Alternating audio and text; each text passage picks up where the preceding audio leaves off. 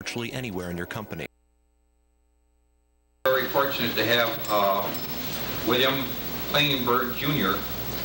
Speak to us again, and I say that for people that weren't at our very first meeting in January of '83. He was our very first speaker, and he was quite fascinating. Nobody moved a muscle for hours. Now don't get the wrong idea, but you're going to find him very fascinating, and some of the things he's done are unbelievable. So, without any further ado, I'm very proud to present Bill Klingenberg.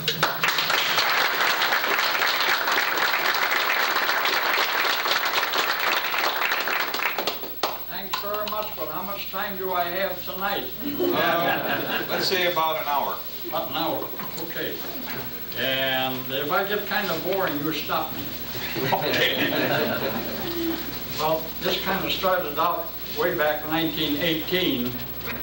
Then my father and two other farmers and four of us farm kids took a train to Chicago to see the parade on Labor Day on Michigan Avenue. And we also, I think at that time they had a war exhibition at Grant Park. So we got over to Michigan Avenue and we got up on the 8th story of an office building just north of Congress Street. So we could look down on the parade that was passing us, and we had the windows open, we were leaning out. And I remember that's the first time I ever saw a long parade like that, and also saw men in short skirts. You probably know what that was. That was the Scottish Highland band with their kilts. And I remember seeing men in short skirts and bare knees sticking through, and I never had seen that before. And then, of course, a bagpipe, I've never heard a bagpipe either. But we were watching the parade, and the war exhibition was out in Grant Park. They had zigzag trenches for the Germans on the north side and the Americans were on the south side. Then they were shooting at one another. It was a regular sham battle they had, and every once in a while there would be a boom of a cannon going off. And just before the end of a parade, the people start looking up in the air. And we were wondering what they were looking at. We didn't expect to see anything flying up there, and so we turned our heads and looked up there. And way up in the sky, we saw this aircraft, and it looked like an eagle soaring around or a buzzard soaring around. He was circling around up there. And I remember my dad mentioning something and saying, gee, there certainly isn't a man in that contraption because it looks so small and so high. Of course, he kept circling around. He had throttled his motor and he was losing altitude. And lo and behold, here he comes right down in front of our building to make a landing at Grant Park. Well, it was quite fascinating because I had never seen anything in the air except geese or ducks or a kite. It was the only thing I had seen in the air before. Well, that afternoon it started a drizzly rain like it usually does on Labor Day, but we boys, we went down anyway to the ground floor and we had to run out to take a look at this here plane, and we were going to feel it, and because it looked so slick and nice, we were going to feel the thing, but they had guards around us and let us touch it. Well, then we had to head for the train and head back home because we had chores to do on the farm. And the following month, October, here was another gloomy day, low-hanging clouds, and lo and behold, here's two airplanes flying over Barrington. And they were flying at about, I would say, about 800 feet, and judging by the way they looked to me today, they must have been Jennies, First World War Jennies. And they were flying, I would say, about 800 foot high on account of the low ceilings, and they were following the Northwestern Railroad track into Chicago. They had been coming from the Northwest. Now, after they had gone through it, and it was the first review, Barrington Review, that came out immediately after the planes had flown over Barrington. They had headlines on the Barrington Review. I don't know whether you've ever seen any of those, Barbara, in there. It was in October of 1918. Barrington Review had bird headlines, big headlines on the paper. Barrington paper, birdmen fly over Barrington. So if you ever get a hold of that paper, sometime in October you'd see it. It'd be sometime after the Labor Day in October. Well, it was months and months after that before you'd ever see another airplane flying over. You just didn't see him those days. And then I think it was when they start the mail service. They were carrying mail between the government, I guess, had hired some of these old mail pilots. I knew one of them, Trent Fry, real well. He helped us build this here plane right down here on the end of James Street and North Cook Street. He was one of the first mail pilots. And I remember there was one plane that used to fly over Barrington, not every day, but every so often, but it was a German bomber. Now, it was two-motored plane. Some that had been captured either in the First World War or some agreement that had been made with the Germans that they had to give up so many warplanes or material that they had. But anyway, the United States had this German plane with two motors, and they used that two-motored plane for carrying mail between Chicago and Minneapolis. Now, at that time, they were landing at Maywood, Checkerboard Field, which is Heinz Hospital now. And I remember when that plane would be coming over, I'd hear them way off in the distance.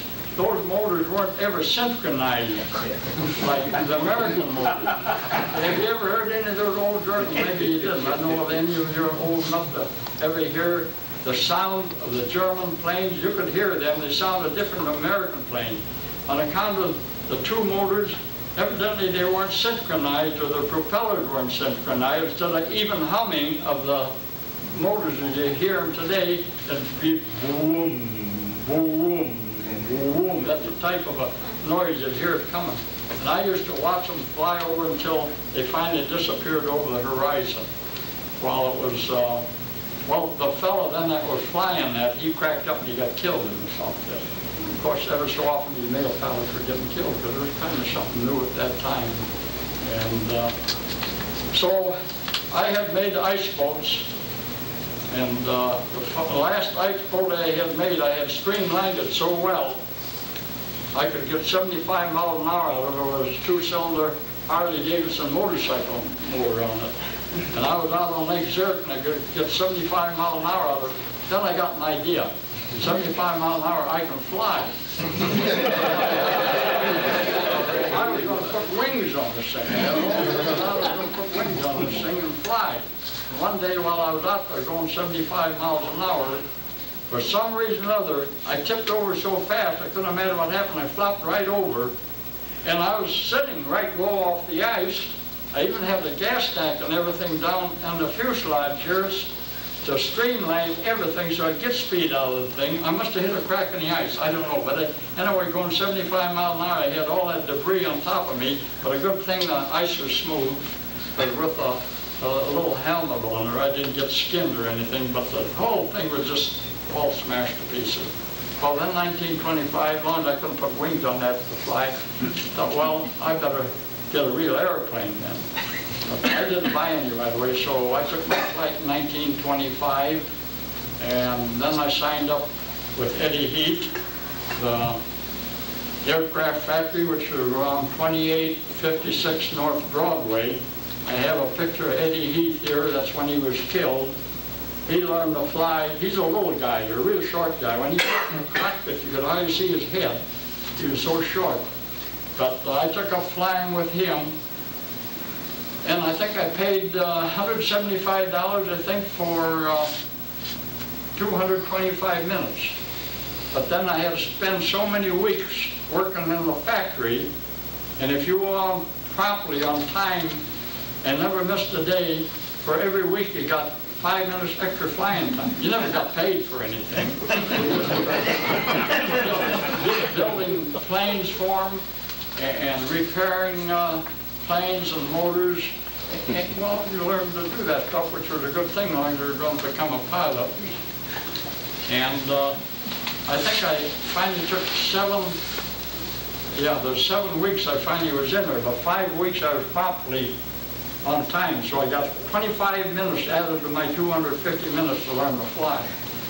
And it was in the winter time, which was a bad time to fly. I had been working for landscapers in the summertime, and of course they can't plant any flowers or bushes in the winter time, so I was off.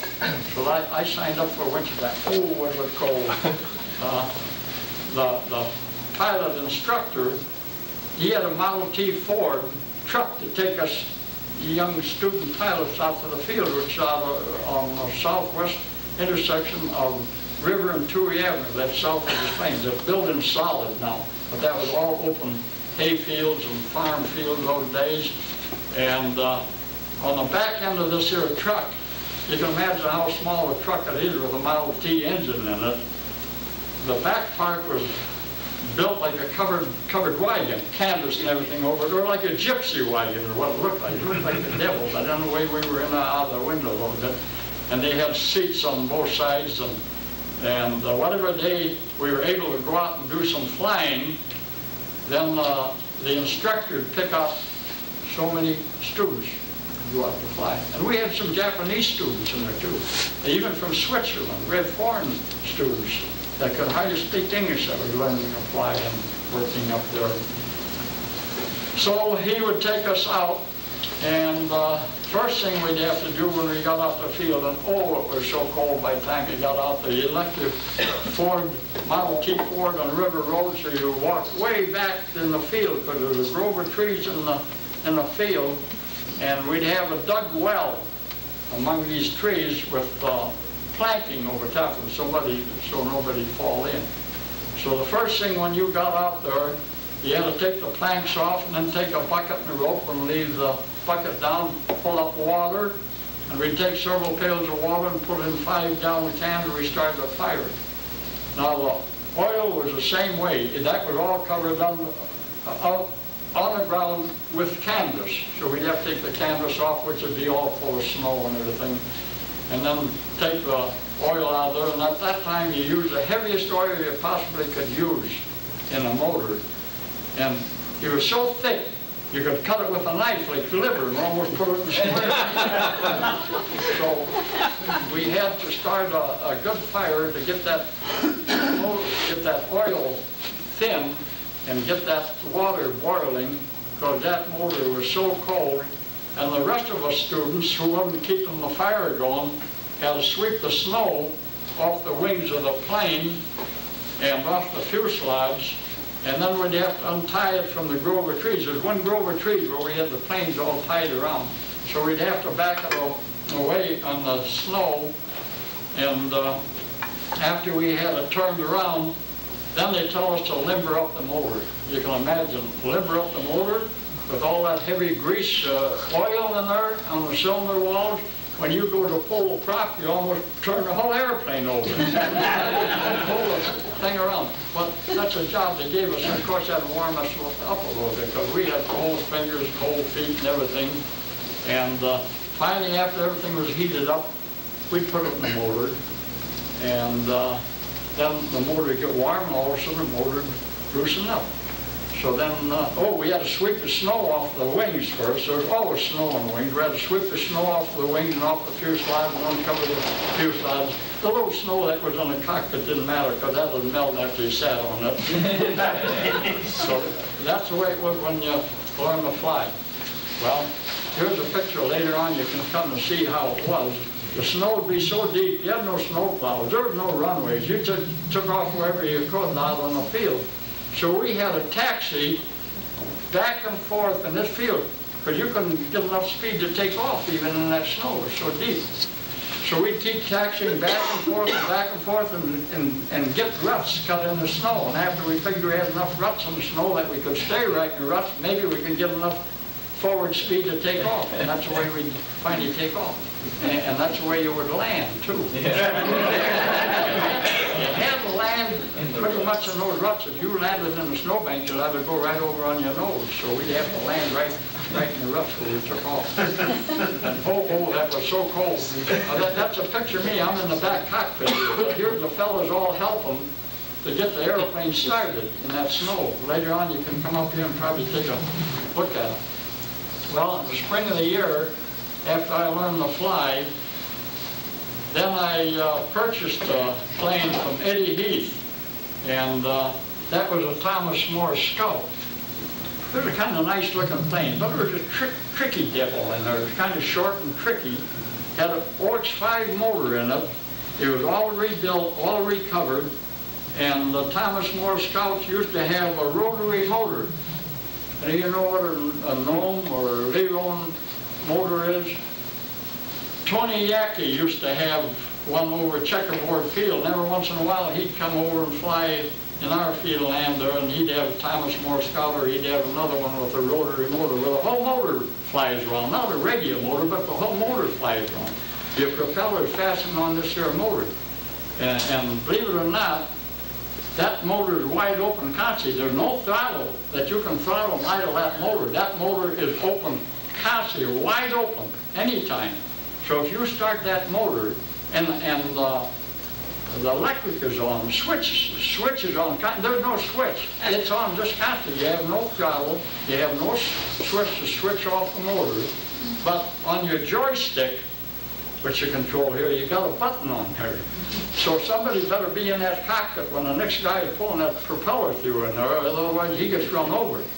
Because that motor goes wide open all of a sudden, and this fellow's constantly pressing that button on there and shorting the motor until it almost comes down idle to stop, then he'd leave the fingers off. Wide open she'd go again. That's the way that motor constantly ran. And a rotary motor is really a dirty motor, because your plane would get so full of oil, it'd be just dirty. When they'd come in, they'd be filthy. These planes would be filthy. Because every time you're up there flying and you're going to come in gliding for a landing, you're pressing this button, shorting off the motor. And the motor's running, all this raw gasoline oil is coming out of the exhaust pipe. Where's it going? All over you and all over the fuselage. So the pilots those days, maybe you've seen them with scarves around their neck, flying old-time pictures of them. Some people used to thought that was just decoration for the pilot to have their. Heck no, it was a necessity. He was here wiping his goggles. And then pretty soon it'd be full again, he'd be grabbing this and wiping his goggles in the face. And that's the way those rotary motors were. They were really a flying bomb is what they really were. I wouldn't want to really be flying one of them and then have it catch fire, because they burned like the dickens. And they were filthy. But anyway, I don't know exactly the horsepower. It must have been 80 or 90 horsepower on those Gnome and Leron motors. I don't know for sure. So Eddie Heath, this fella, puts a OX5 motor on my plane here. So they're cleaner. That guy got a throttle, you can throttle it. Like these fellows coming in for gliding. They got to press that button, short the motor off so it'll slow down, so they come in with gliding. Just before the motor stops, they have to leave that off again for a spurt, and then put it down. That motor was just going wide open or stop, wide open or stop. That's the way it'd be going when you want to come in for a glide. That's why it was just like a dirty, live flying bomb. And well, I don't know. I must have had this plane probably a year or something. But it was a kind of a tricky thing, so I thought, well, I'm going to sell it and buy another plane. So I sold that plane for about the same price I paid for it, and then I heard that Robertson and St. Louis at Lambert Field had a Standard to sell. So I drove down, and my brother went down with another fella in a car, and I bought this plane for $1,000, and it was a OX5 Standard, 90 horsepower Curtiss motor on the thing, 43'10" wing spread, and that's the plane that Klingenberg used to instruct students in before he flew the ocean. Well, in fact, I used to see Klingenberg come up before he flew the ocean.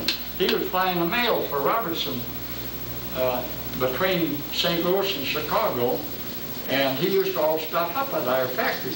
Well, I was taking up flying. He's just another pilot. We didn't think any more of it because there's more of the pilots. Nelson was another one, airmail pilot, a short fellow that used to come up there.